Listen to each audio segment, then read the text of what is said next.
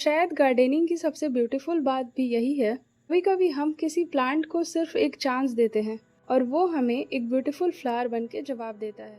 एक टाइम था जब मुझे एडेनियम लगाने में बहुत डर लगता था, क्योंकि मैंने लोगों से इतना सुन रखा था कि एडेनियम में रूट रॉट और फंगस की प्रॉब्लम बहुत इजीली हो जाती है। इसी वजह से मैं एडेनियम लेने से भी बचती थी। लेकिन इस बार मैंने सोचा डर के आगे जीत है, तो एक बार ट्राई करके देखते हैं। तो एक दिन रोड साइड की एक लोकल नर्सरी से मैं ये छोटा सा एडेनियम घर ले आई।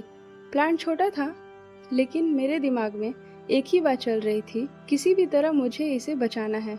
लेकिन जब मैंने इसे इसके छोटे से ग्रो बैग से निकालना शुरू किया तो सामने एक और प्रॉब्लम आ गई।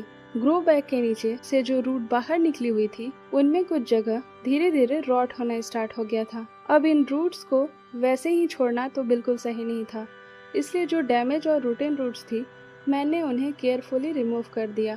रूट्स को अच्छे से क्लीन करने के बाद एक दो जगह मुझे फंगस का भी डाउट लग रहा था। अब नेक्स्ट प्रॉब्लम थी पॉटिंग मिक्स कैसे बनाया जाए। मेरे पास राइस हस्क नहीं था, सिंटर भी अवेलेबल नहीं था, तो मैंने जो चीजें अवेलेबल थी उन्हीं से अपना मिक्स प्रिपेयर किया। 20% गार्डन सॉइल, 30% रिवर सैंड और 30% स्टोन ग्रिट। इसके साथ मैंने 20% वर्मी कंपोस्ट भी मिक्स किया और रूट रॉट और फंगल प्रॉब्लम के फियर की वजह से मैंने इसमें अप्रॉक्सीमेटली 1 टीस्पून फंगीसाइड भी ऐड किया। ग्रो बैग रिमूव करने के बाद मैंने प्लांट को अच्छे से वॉश किया और लगभग 1 आवर के लिए ड्राई होने दिया।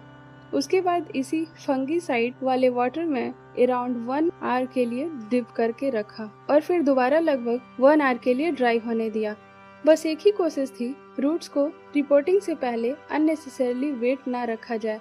अब प्लांट रेडी था, लेकिन एक और छोटी सी प्रॉब्लम थी, मेरे पास क्ले पॉट नहीं था, तो मैंने प्लास्टिक पॉट ही यूज किया, लेकिन ड्रेनेज का पूरा ध्यान रखा। पॉट में 2 ड्रेनेज होल्स बनाए, पॉटिंग मिक्स फिल किया और फाइनली एडेनियम को उसके नए पॉट में रिपोर्ट कर दिया। रिपोर्टिंग के बाद ऑनेस्टली मैं थोड़ी नर्वस थी। रोज प्लांट को देखती थी, कभी लगता था सब ठीक है और कभी रूट रॉट का फियर वापस आ जाता। लेकिन धीरे धीरे प्लांट सेटल होने लगा और फिर एक दिन मुझे इसमें एक छोटा सा फ्लावर बर्ड दिख गया। उस छोटे से बर्ड को देखकर जो हैप्पीनेस हुई, वो शायद वही समझ सकता है जिसे अपने प्लांट को लेकर कभी डाउट होगा। और आज देखिए, मेरे एडेनियम में पहला फ्लावर आ गया है। जिस एडेनियम को लगाने से मैं इतना डर रही थी, आज वही एडेनियम मेरे सामने फ्लावर कर रहा है। शायद गार्डनिंग की सबसे ब्यूटीफुल बात भी यही है। कभी कभी हम किसी प्लांट को सिर्फ एक चांस देते हैं और वो हमें एक ब्यूटीफुल फ्लावर बन के जवाब देता है।